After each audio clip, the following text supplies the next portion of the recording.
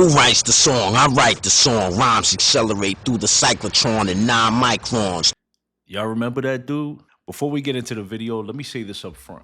When I started this channel, I thought the hardest part would be consistency. But it turns out the hardest part is figuring out what the audience actually connects with versus what we value as hip-hop fans.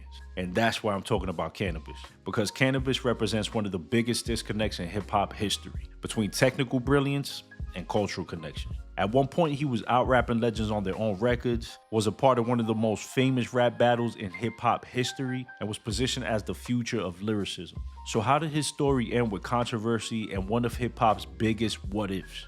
This isn't just a Canibus story. It's a lesson about hip-hop, the industry, and how narratives get written. Once again, this segment is Where Are They Now? But first, thank you guys so much for clicking on this video. I go by the name of Broadway the Lyricist. I'm a hip-hop enthusiast and cultural storyteller.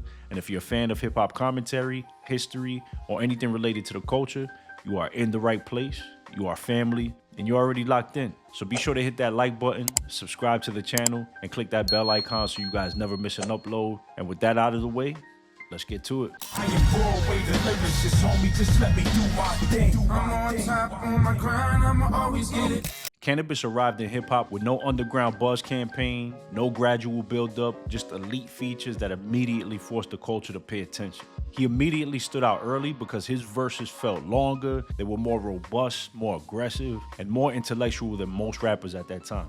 On records like Desperados, Fantastic Four, and even 4321, Canibus wasn't trying to blend in. He was trying to separate himself. And in the late 90s, that mattered.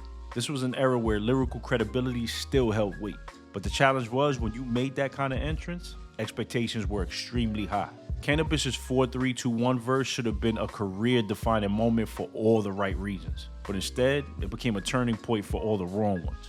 His line about borrowing LL Cool J's mic tattoo was Canibus paying homage to LL, but according to LL, it was taken as disrespect. In an interview with Joe Budden, he admitted that his ego got in the way of how that line was received, and in hip-hop, intention doesn't matter as much as perception. What followed wasn't just a battle, it was a power imbalance.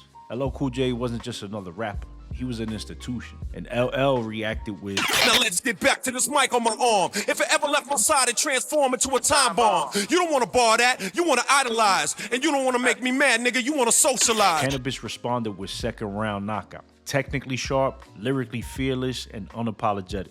But here's where the lesson begins. Canibus won the pen battle, but LL won the narrative war. And in hip-hop, narratives last longer than bars. When Canibus finally dropped his debut album, expectations were damn near impossible. Instead of capitalizing on the moment, the album exposed some cracks. Production that didn't fully complement his style, hooks that struggled to connect, songs that felt more instructional than they did emotional. Canibus later claimed that industry politics, including alleged sabotage, played a huge role in how the album was handled. Whether you believe that or not, what is clear is this. Once the industry shifts its energy away from you, the climb back up is steep. And Canibus was already kind of fighting an uphill battle. Now this is where the conversation needs a little bit of nuance. Canibus wasn't lacking talent. He obviously had plenty of it. His verses were hyper-technical, concept-heavy, and packed with references. For lyric purists, this shit was heaven. But for the casual listener, it was work.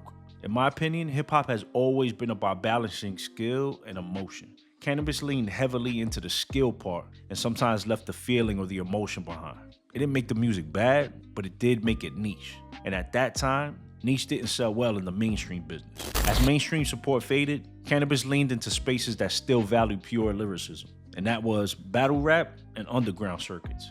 Sometimes it worked, sometimes it backfired.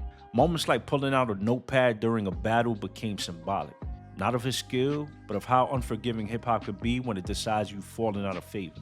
And at that point, the conversation around Canibus stopped being about music and it became about optics. And optics surrounding Canibus became brutal. Let's back up a little bit to about 2001 to 2002. He made a move that left everybody in shock. Canibus stepped away from music entirely and enlisted in the US military.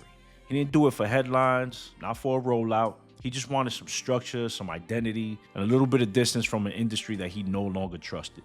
That decision alone tells you how heavy the pressure had become. That wasn't somebody chasing fame. This was somebody trying to reset their life. The part that people always seem to overlook is how Canibus influenced how rappers write. Battle rap, underground lyricism, complex rhyme structures. Even artists who don't sound like him were shaped by the doors that he opened. Success isn't always measured by sales. Sometimes it's measured by impact without credit, and Canibus has plenty of that. Canibus' story is important because it forces us to ask, does hip-hop reward innovation or familiarity? Is being ahead of your time a blessing or a curse? And how many careers get rewritten by narrative instead of talent? That's not just a Canibus question. That's a hip-hop question. But guys, you already know how we do. Are you a Canibus fan? And if so, what's the last Canibus album you heard? One of my Instagram followers actually put me onto his 2021 album, Kaiju, which was kind of a technical marvel, but it does sound like it could be like a screenplay for a sci-fi thriller movie. But I want to hear your thoughts in the comments. If you enjoyed this one, be sure to hit that like button, subscribe to the channel, and click that bell icon so you guys get notified when I upload new content. And if you want to see more videos just like this, be sure to click on one of these playlists. But guys, thank you so much for watching. Happy 2026. I truly appreciate y'all. Peace.